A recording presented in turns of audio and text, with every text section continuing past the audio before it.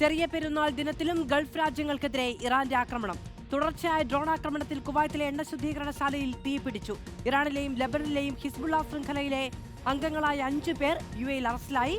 അതേസമയം ഇറാനിൽ യുഎസും ഇസ്രയേലും നടത്തിയ ആക്രമണത്തിൽ ഇസ്ലാമിക് റവല്യൂഷണറി ഗാർഡ് കോർപ്സ് വക്താവ് കൊല്ലപ്പെട്ടു.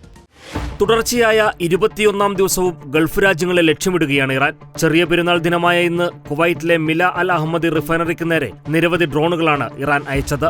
പുലർച്ചെ ഉണ്ടായ ആക്രമണത്തിൽ റിഫൈനറിയിലെ ചില യൂണിറ്റുകൾക്ക് തീപിടിച്ചു. സൗദി അറേബ്യയിലെ കിഴക്കൻ മേഖല ലക്ഷ്യമാക്കിയെത്തിയ 5 ഡ്രോണുകൾ തകർത്തതായി പ്രതിരോധ മന്ത്രാലയം അറിയിച്ചു. ഇറാന്റെ ഡ്രോണുകളും മിസൈലുകളും വിജയകരമായി തകർത്തതായി ബഹ്റൈൻ പ്രതിരോധ സേനയും വ്യക്തമാക്കി. യുഎഇയിലും പുലർച്ചെയോടെ താമസക്കാരുടെ ഫോണിലേക്ക് മുന്നറിയിപ്പ് സന്ദേശമെത്തി. പിന്നാലെ ഇറാന്റെ ആക്രമണത്തെ ശക്തമായി പ്രതിരോധിച്ചതായുള്ള അറിയിപ്പും പ്രതിരോധ മന്ത്രാലയം നൽകി.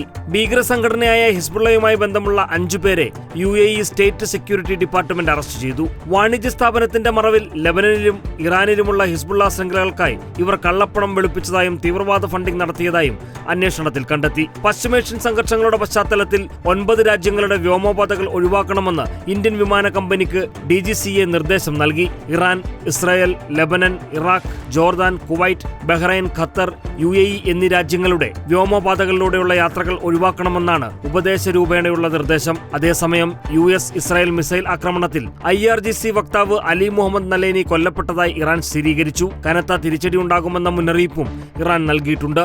Reporter, middle east.